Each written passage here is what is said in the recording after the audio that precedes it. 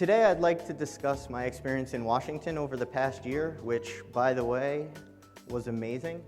And before I do that, I want to get into what got me there in the first place. So when I got to Rensselaer, I knew I wanted to get more involved in campus, on the campus community. I joined the Student Senate and realized that the college really needed more focus on sustainability initiatives. It really needed the students to lead. So I worked with a group of other committed students, faculty members, staff, to work on a number of different projects and programs.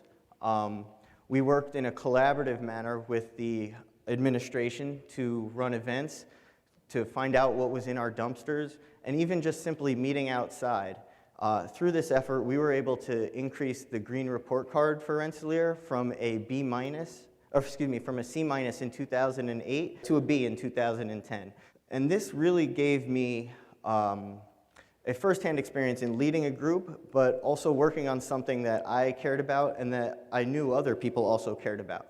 So in addition to working on, my research and classes and on this leadership stuff on campus, I also had the opportunity to share science and broaden my communication skills by working with high school biology students as an NSFG K-12 Fellow. Now this is a great program which was started to address lag in STEM preparedness among America's students. However, it was actually been suspended due to a lack of funding.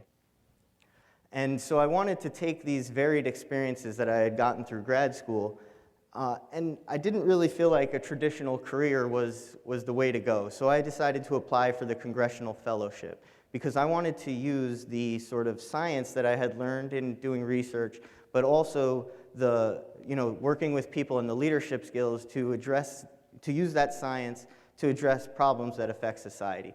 When I got to Washington, boy, was I humbled. I mean, pretty soon, you're going to have to be a full Senate staffer, and frankly, you only have about a month to do that. So what do? You go through a 2-week orientation program with all the other fellows, and they basically teach you how science and government are interacting in DC.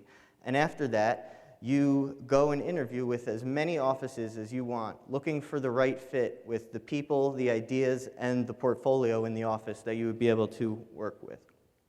So I ended up in Senator Sherrod Brown's office of Ohio.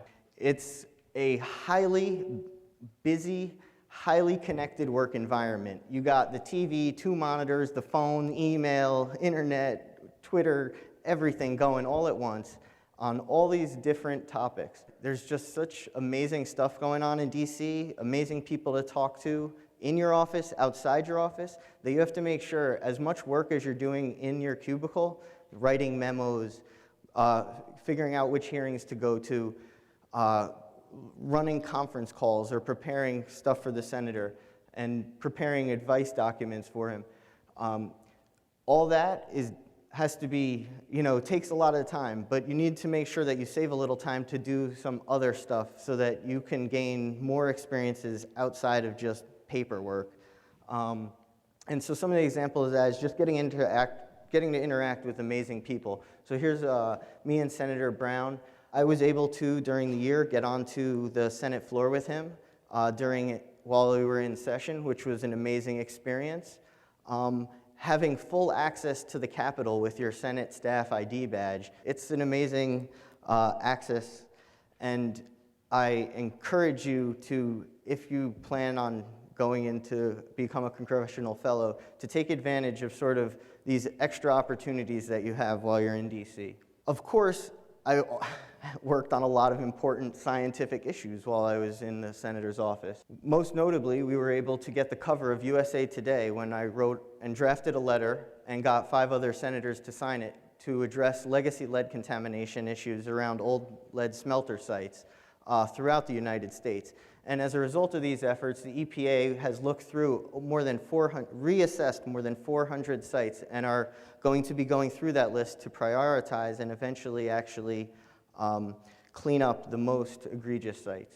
But the big thing here is if I had wrote a letter to the EPA asking them to look into this, then we wouldn't have got on the cover of USA Today and no one would have cared. So it gives you a real leverage to be in Washington working with these leaders, in that you can work together to progress things that you all care about. In the same regard, the work you do feels like it has more weight or gravity to it because you are working for the Senate, for the US government. And also, while you're there, make sure that you do something you've always wanted to do, even if you didn't know you wanted to do it. As you could see, I was able to get on Fox News with Stephen Chu. And I didn't even know I wanted to do that. But after I was on Fox News with Stephen Chu, I can't go back. I'm so glad. This is maybe the least work I did, but perhaps the thing I am most proud of, because when you go into the hearing room, you really got to choose the right seat and hope they're talking about something controversial enough that it gets on Fox News.